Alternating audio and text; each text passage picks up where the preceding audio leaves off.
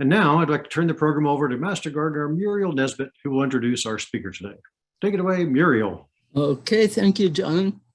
It's my very great pleasure to introduce our speaker, Delvin Sulkinson, who's joining us today from New Hampshire. Delvin has a remarkable educational background in permaculture, having done trainings with some of the founders of the field, including the late Bill Mollison and David Holmgren.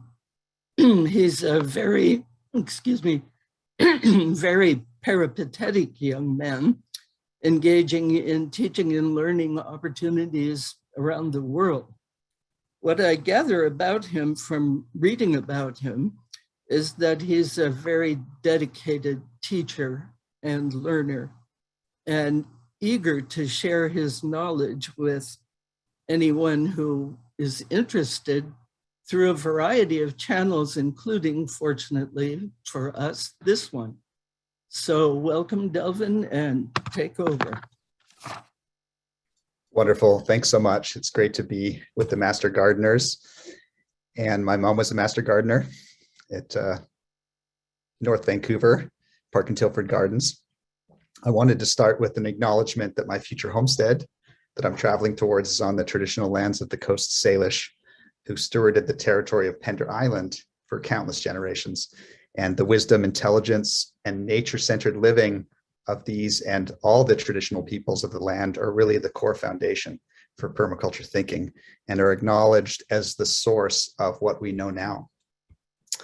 So yeah, welcome and thanks for joining us. I thought I'd open with a quote from philosopher Martin Heidegger, who said, "To dwell is to garden." So I'm going to turn on my screen share now. Here.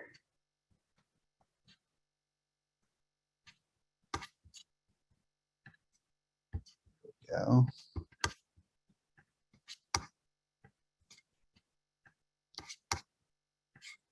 All right, I think that should be coming up for you now. Muriel, give me a thumbs up if you can see it okay. Or someone maybe make a comment that you can see the screen. We've got your whole desktop at this point. How about that? Beautiful. There we go. So I'm going to turn my video off and it should just be a picture of the tender to the wild. You see that okay? Excellent. This is from Pacific Northwest artist Autumn Sky. So I figured I would kind of get out of the box and try a left field approach to presenting about permaculture gardening with words and images. So partly as a further introduction to myself through my life and a sort of non-linear discussion about permaculture gardening through seeing some cultivated and natural places that are really old, I wanted to start with a little highlight of what I've been up to the last 5 weeks. So my wife Grace and I just returned from a month-long honeymoon in the UK, starting and finishing in Glastonbury, the heart of Avalon at the Chalice Well Gardens. And these were just filled with first early April and then early May flowers, toad lilies, French tulips, lobelia, violets, peonies, camilla, daffodils, so many colorful plants. And it really got me thinking about how to really activate the early spring. There's gardens and trees that line the paths through countless little nooks and crannies, little altars, benches and sculptural features that frame this holy spring that flows down from high up in the gardens to a wellhead in a little sitting area, which is here. And the water sort of flows down through many levels to a fountain for drinking, and then further down to a wading pool. And then finally, vortexing through these flow forms into a pool at the bottom. So I just love the idea of water moving through all these levels of gardens. From England, we went up to Wales, which included visiting Luby McNamara at Applewood Permaculture Center. This is a farm and garden homestead she runs with permaculture pioneer Chris Evans and their beautiful family. Chris showed me his experiments with apple grafting, and we walked through the fresh green plants. This is like mid-April in Herefordshire. We wove up to Hilltop, in the Lake District in Northern England, the home and gardens of Beatrix Potter. And she left her farm and estate in the hands of the National Trust. So it was really great to be, at the site where all of her books were situated and be in the gardens that they've kept using traditional methods. And I really noted the hedgerows. I mean, the roads are lined with hawthorn hedgerows, and it really does make a great hedge and sort of green belt and safety place for the birds. We went through Wales and stopped up at Abundant Earth Permaculture Farm. We were continuing to interview permaculture farmers, gardeners, and teachers on our journey with video and to make published articles. So this, I just included the chicken, but you see the dunny behind has a bunch of different natural building techniques that are being explored. We crossed over to the holy island of Lindisfarne on the borderlands of Scotland and visited Cottage Garden with Graham and Nancy Bell and their permaculture elders and pioneers.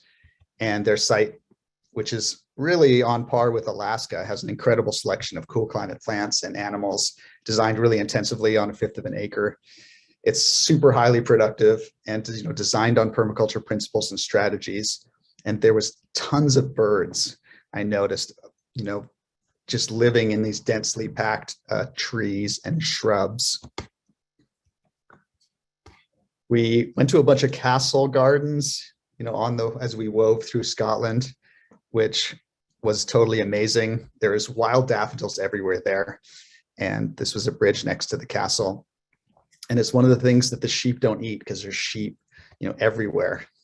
We went over to Kilmartin on the west coast, and we were really looking at so many interesting stone structures. This is a 5,000-year-old stone circle that has the river stones as a base, and then the standing stones that you can sit against. Or, this has been hosting people for so long and surrounded by these beautiful trees. We went over to the holy island of Iona, which had tons of sea holly and tufted vetch and old ruins of the abbey. And there was tons of unique flowers that were growing. I love this idea. We actually got some cards, and it was pressed flowers that were collected and pressed and then glued to the front of greeting cards. So I thought that was such a great way to share the beauty of the garden in a dried form. Spent time in the Isle of Skye, which we love. That's where I proposed. So I had another ring ready for this occasion, and really wild landscape. Yellow primroses. The midwives have told me how much they love them. It was amazing to see them growing everywhere around all these sacred sites, all through northern Scotland, which I think has a relationship with the Pacific Northwest in terms of like a certain type of cold temperatures that it gets. Up to the Hebrides, this is the Callanish stones, and there's just endless sheep. They're in the road, they're in the fields, they're walking around the stores. I mean, they're just everywhere. And they have the four-horned Hebridean sheep there, which are pretty awesome. And just tons of traditional farms and stone buildings that are centuries, some millennia old. And this is where the secrets of fine tweed cloth making are passed from generation to generation. The tweed is certified hand woven by the islanders at their homes, finished there and made from pure virgin wool, dyed and spun, also in the Outer Hebrides. So it was great just being with this ancient weaving culture that had been practicing there for thousands of years and passing on the practices direct, person to person. And the sheep managed fields that covered most of the islands with grass and yarrow and dandelion and nettles. And this was all kind of nested in the larger ecosystem of peat moss and light forest. We went north up to Orkney, off the coast of northern Scotland, and there was just tons of sacred sites, stone circles, temples, and cairns. This is Scarborough, but just another example of what you can do with dry stacked stone. I love that there's that possibility of having gardens on top, like a living roof over little structures and walls and little nooks and crannies. And the hills were really yellow with gorse, which gave me a new appreciation for gorse, really, which is great. Loved seeing the walls and houses and arrangements of stone. It was great. The the dry stacked stone walls that kept the sheep in were everywhere, hundreds, thousands of miles of them, even going up steep slopes. So that was really interesting. On the return path, we went to the famous gardens of Finhorn on the tip of northern Scotland, which is a famous ecological community based on permaculture principles and famous in particular for its gardens. It started with a trailer park on the dunes in the 1960s, and now it's this thriving community which is very spiritually and sort of nature oriented.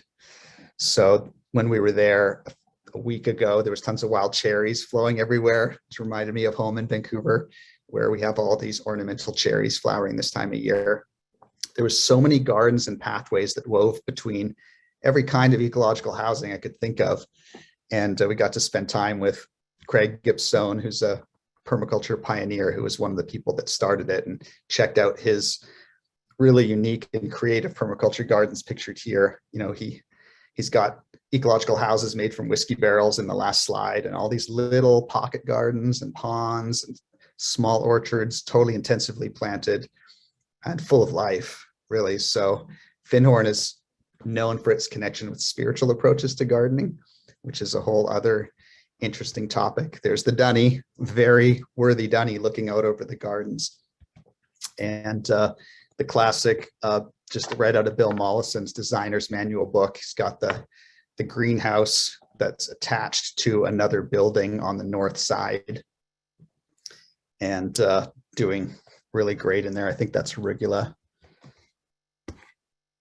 So I just got back a couple days ago. I'm in a hotel right now as we pack up the last of our stuff into storage and prepare to drive across Canada to homestead a bit of raw land on Pender Island, and just use the inspiration from this honeymoon pilgrimage that we went on, seeing all these gardens and natural spaces and sacred sites, to jump in on the Gulf Islands. I mean, it's really the San Juan Islands ecosystem. So there's probably a few people on the call that are also, you know, dealing with the dryness and the abundance of stone, the salty breeze, and all these unique challenges.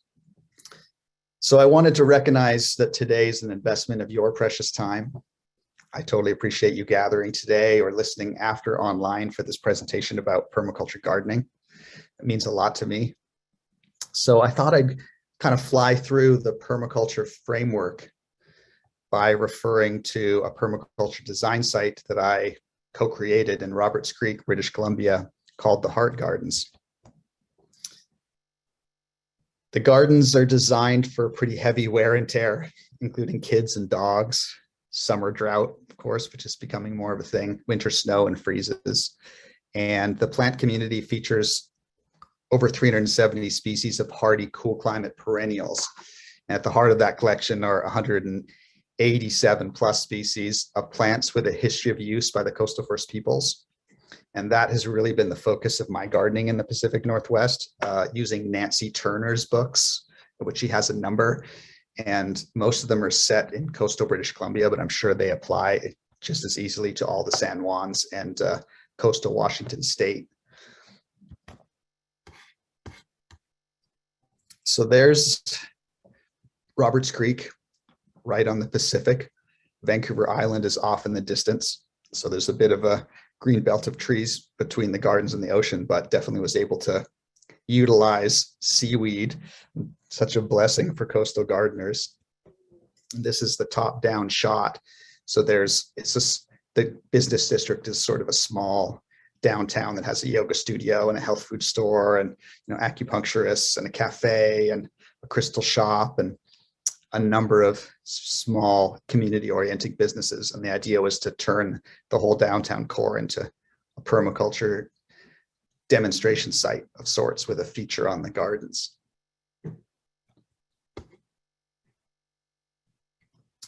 So there's the final design. I mean, it went through a lot of iterations over 15 years, but that's what it ended up looking like in the end. And we did a lot of work putting in the parking and the paths and all of the gardens from scratch. So it got technical, but we really worked with other people that knew what they were doing more than me. For years when I was doing this at the beginning, I was studying under and taught with this master herbalist and homesteading teacher Robin Wheeler. Some of you may be familiar with her work.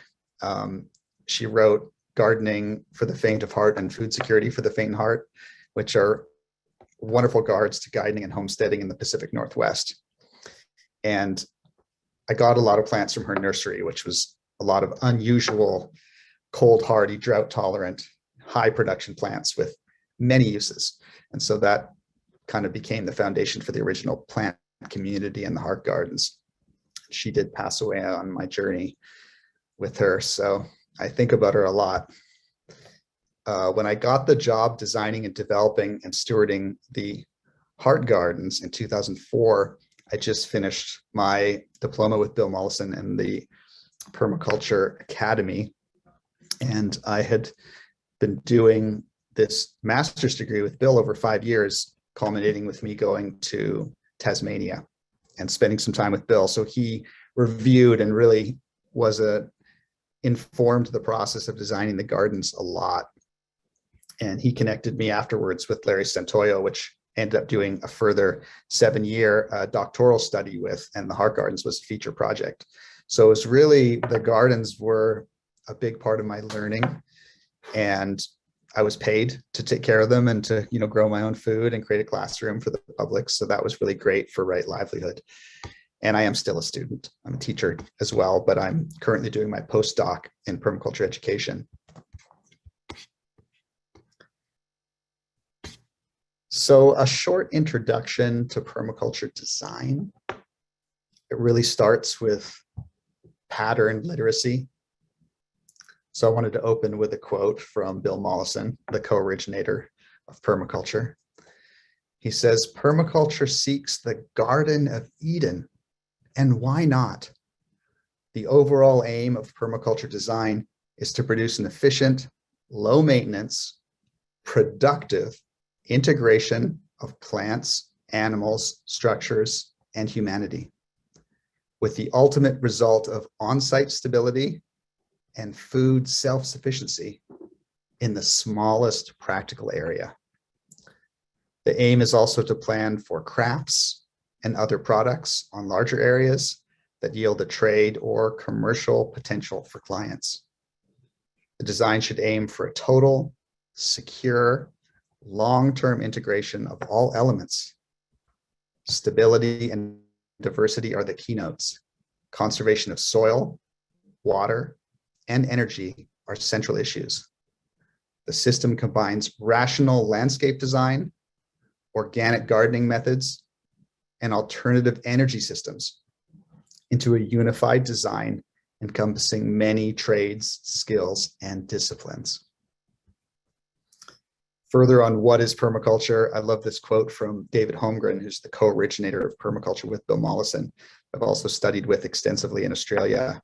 He says, "The more radical our change agenda is, the more simple our starting points need to be." So I love that. Start with the garden. Another of my teachers, who's based out of California, but does teach the permaculture design course at our Eco Village, and there is an in-person class starting soon that I will interact with in some capacity. And she says, "Permaculture is a system of ecological design that works with nature so that we can meet human needs while regenerating the ecosystems around us." So I really like that a lot. Pattern literacy kind of starts with the ethics. I got a quote from Thomas Berry for this one. "As we finally become familiar with the language and the wisdom of the winds and the sea and the land and all the unnumbered forms of life that form the great community of the earth, we finally realize that we are earthlings, that we are born out of the earth, that we have no future except within the larger earth community." So in many ways, permaculture comes from the ethos, the spirit of our age, and begins with an ethical ring of virtue, which is a mandate for becoming conscious consumers, essentially, in the creation, distribution, use, and destruction of a product or service or development. Does it care for people in the local and global community? Does it care for the earth in the local and global ecology? Does it share the resources of the earth fairly by conserving nature and harvesting resources sustainably. These are questions. One of my other teachers, Rosemary Morrow, out of the Blue Mountains in Australia, who does a lot of aid work at refugee camps in the Middle East. This is one of her ethical principles. So it's an application of the ethics into the world, and it's a guiding principle. I love this one. I thought I'd share it today. It just popped out at me. It's called relinquish power. Relinquish power to nature and highly effective people. Build a team and empower participants to have areas of independent responsibility, as well as opportunities for leadership. Trust team members. Focus on giving rather than receiving. So how can you create, maintain, and uplift a more successful team of people to work with? Because there's always people involved in gardens. So really thinking about how you can empower other people to join you. Here's a picture of Rosemary. She said, permaculture gives people a place to be part of the solution. I think that's because gardening just provides so much of health and food and opportunities to connect and ground and build relationships and so much. So at the heart of permaculture is observation about how nature is designed. Everyone listening here has as good an idea as I do. You know, it's essentially the way I frame it is that there's an operating system for our planetary ecology. Call it OS Permaculture 2022. You know, it's growing and evolving, and it's collected from indigenous wisdom traditions and from modern scientific understandings and from permaculture innovators. And it's really can be gleaned by anyone just sitting in nature and observing. And it's been condensed into a series of guiding principles. So there's attitudinal principles. One of them I could share, which I also really love and plays into gardening a lot, is holism. Understanding that the sum is worth more than, or the whole is worth more than the sum of its parts. When elements come together, they play functions that they could not fulfill on their own. So, you know, we're raised with math, and math, 1 + 1 = 2, but, you know, in the real world of permaculture, of nature, 1 + 1 might equal 4 or 13 or 64. So it's that understanding that by combining elements together in your design, there's additional products and functions that you can unlock or create. Another principle that applies to gardens, applies to any aspect of your life, is the vision. This is just a principle of nature, is guilds. I think this plays nicely off the last one. When individual elements come together, they can fulfill new meta functions. Guilds of complementary elements can provide for more of their own needs. And this is sort of a master pattern that can be seen at all levels of nature. Basically, success comes from working together. So how can your design support the development, you know, of a team of people and plants and animals and mushrooms and rocks and sunlight and water?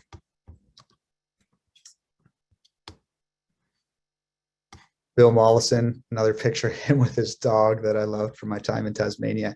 He said, "We cannot bring order to the wilderness. It is already ordered." So the idea for the Heart Gardens was to create sort of a gilded set of permaculture education gardens addressing food security, sort of polycultural food forest at the smallest garden scale, with food, medicine, tools for people and for animals in each month of the year, and plan for dynamic succession. So when one thing leaves, another thing comes. That was kind of the vision. I saw that in so many of the gardens I was referring to in the UK. Another one of my teachers from Woodstock, who we just spent a little bit of time with, is Susan Weed. And she's a master herbalist and teacher. And she shared with these cards, I've been showing a few of these cards, which is from a deck of permaculture design principles that I make with my wife, Grace, and many other people and many of my teachers. And she shared some kind of grounding gardening principles that I thought I might share some of with you today, so you can learn more about permaculture, specifically relating to gardens. First one is plant masses. Nature loves iteration. a sweep of daffodils, a wayside of clover, a bed of mint, a field of grass. Second is at odds. Nature loves variety. Allow, encourage, and add odds in your masses. A vertical among the spreaders, silver amidst the green, hidden colors.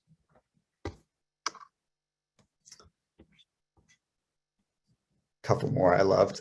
Harvest weeds. Harvest instead of weeding. Once you've established your favorite weed crops intermingled with your cultivars, you need only harvest. But you do need to harvest the weeds or they'll take over. And finally, think like a weed. Occupy wasted places. Yellow dock in the orchard. Purslane in the corn rows. Plantain in the medium. Do more with less. Laugh at drought. Scorn rich soil. Reproduce lavishly. Make use of every advantage, no matter how small. So this again is the Heart Gardens in the downtown of Roberts Creek. And we framed it up with untreated cedar, created some different benches and edges after we'd got all the brick in, and tried to keep it really natural and have the wood blend in with the plants. Mapping is a really important part of permaculture. I'm sure many of you have a map of your gardens, but having this whole system map, I could cut up and blow up different sections of the map. And I use that just to do a really simple identification of the plants by number. Got pictures of the gardens too, so you could kind of see the orientation that they're in. See, there's a bunch of my camas there on the right, and I love camas. And I had a huge collection of camas from throughout the coastal British Columbia, because there's tons of different little species. And there's the lupins in there too. So this got turned into a calendar, which is noting the harvests of flowers and fruits and leaves and vegetables and roots and seeds into each month of the year. So there's what you can walk around each month and identify the things that are flowering, or harvest some of the leaves or the berries or the fruit that's ready. So this was in August in the Heart Gardens. And just focusing a lot on flowers and berries. These are some of my favorites. The soapberry supalalis on the lower right there, which I really love. And the silverweed in the top upper column, I actually saw a lot of in Scotland right around now. So design frameworks. There is so many design frameworks and methods, and they really drive your design. They ask a series of strategic questions, and the process of answering those questions really helps you to upgrade your design. So I thought I'd give a couple examples. One is zones, which is a classic permaculture method, where you look at spaces and where they're located in relation to the center of energy, the amount of times you use them, or the amount of upkeep they require, and also their scale. So I kind of help of designers and stuff have put together a few of these little maps, and this sort of shows me looking at the gardens in relation to those patterns. It can apply to anything though. I mean, we did hydro zoning, which is taking a similar look and organizing plants and elements in the garden based on how much water they need, which can also be really helpful. Sectors is another framework I could share briefly. Bill Mollison taught about this. I have a quote from Bill just to let him speak through me here.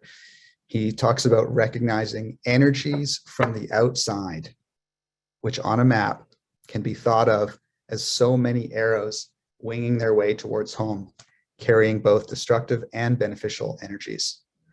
We need to erect shields, deflectors, or collectors. Our choice in each and every sector is to block or screen out the incoming energy, to channel it for special uses, or to open out the sector to allow, for example, maximum sunlight. Thus, we place hedges, ponds, banks, walls, screens, trellises, hedgerows, or any other component of design to manage the incoming energy. So Sam Bullock said the bottom line in the design process is functionality. That's the bottom line of design process, which cannot be transgressed.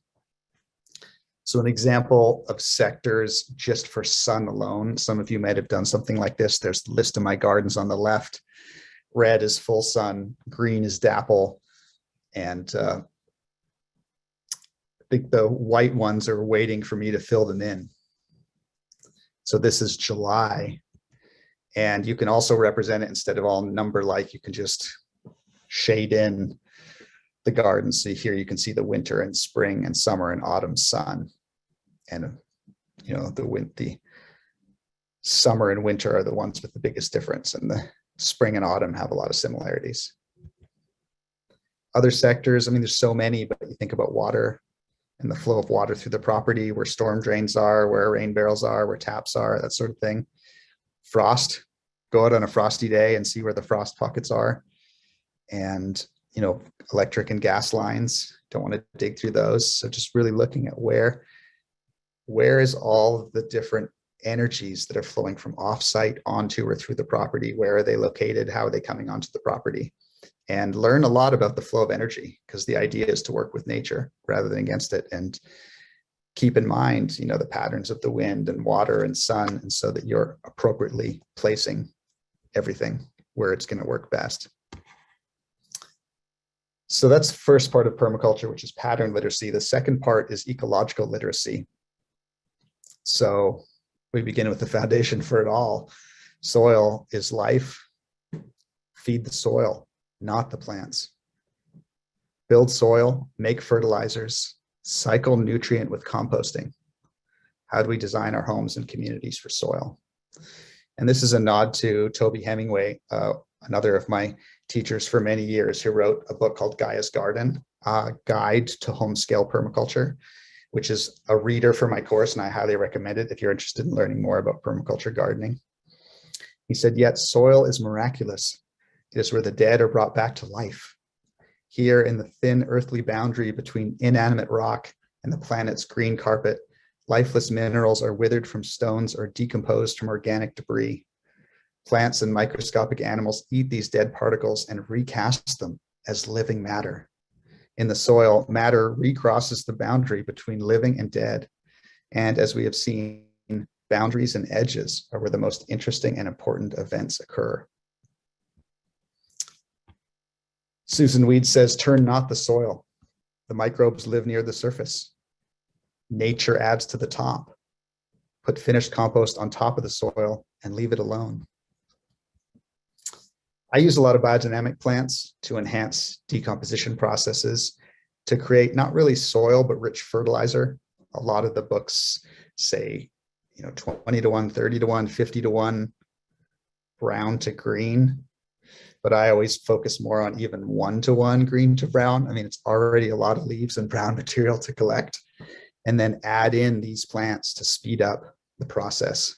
The classic biodynamic plants, dandelion, yarrow, valerian, chamomile, oak, comfrey, and horsetail. But there's also a ton that were used for the quick return system, which May Bruce came up with, starting the British Soil Association, back in the First World War.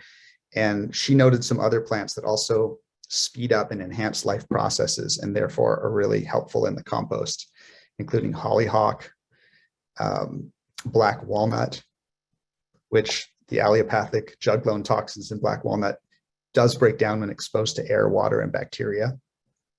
Alpine strawberry, it's high in lime, and yellow dock, high in sulfur, and calendula, which is also high in lime and sulfur. Sage, black elderberry, and chicory are a few. So A lot of those are considered weeds or they're very easy to grow, but they'll really help the compost speed up the process of the compost, bringing the dead back to life, as Toby says.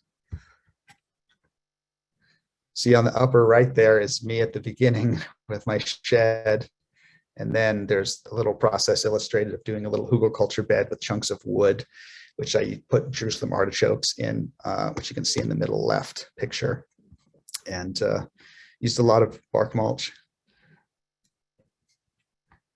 So from the soil come the trees. Trees cleanse the air, water, and soil while stabilizing and moderating climate, creating rain, soil, habitat, and food for animals, insects, plants, and people. They're the great storage system for the Earth's energy, for the sun's energy on Earth. So how do we design our homes and communities for trees? Bill Mollison noted brambles in particular protect and nourish young fruit trees.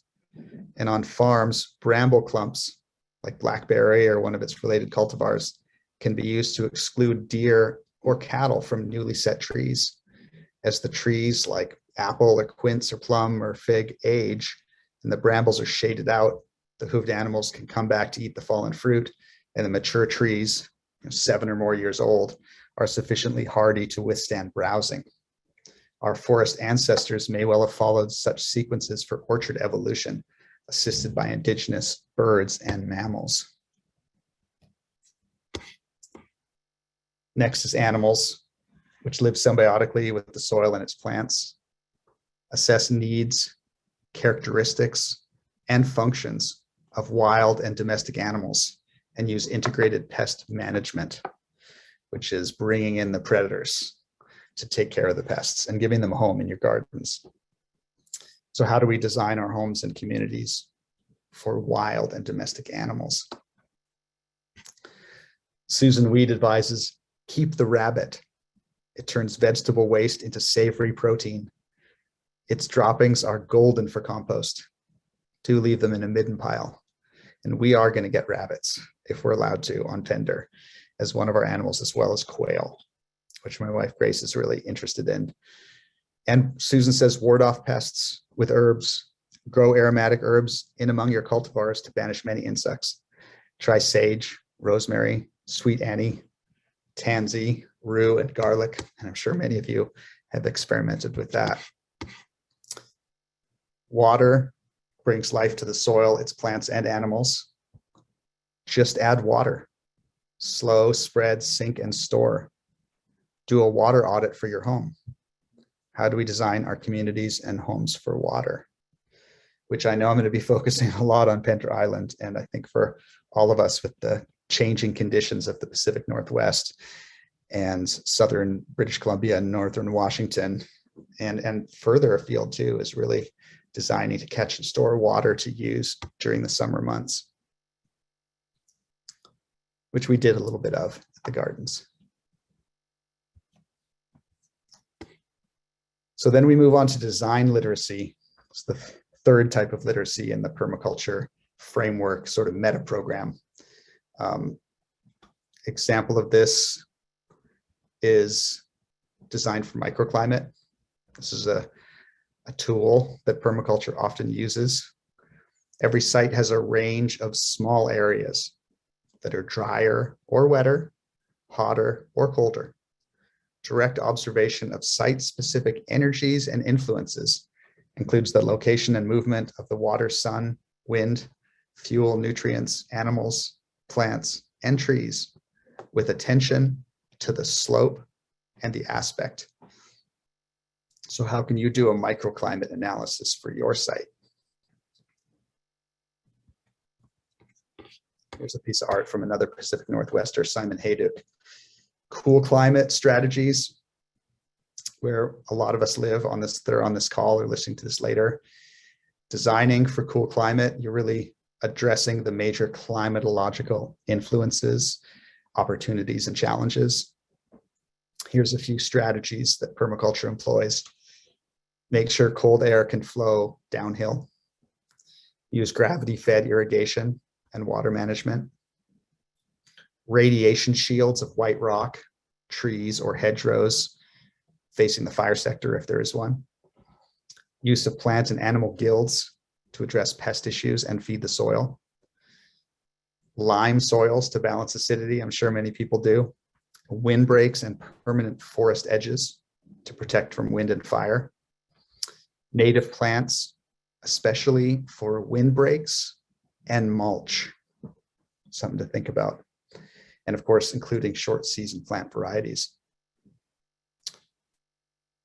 Also, because it's so dry, I mean, some of the dryland strategies do come into play, particularly in the summer. Things like preserved trees, valley sites for shading, sheltering from climate extremes, designed for drainage and water storage, erosion control with grass and tree plantings, and extensive use of grass crops and forage legumes to chop and drop. So sometimes we can apply in a smaller way some of the strategies from the tropics or the drylands to the conditions where we are now.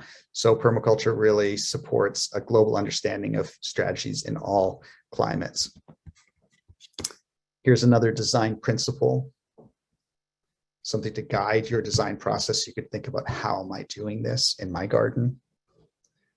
Moderate strong climatological effects, including extreme temperature, winds, and weather. Using berms, hedgerows, tree lines, structures, and biotexture, living structures, can help reduce the impact and intensity of the environment. Providing for food, resources, and energy needs on site can buffer against economic and political hardship. So how can you design a more resilient site to buffer against natural or human climate extremes? So it finally comes out at invisible structures. And we've talked a lot about gardens and landscapes and how nature's patterns and processes and principles can be applied in the garden.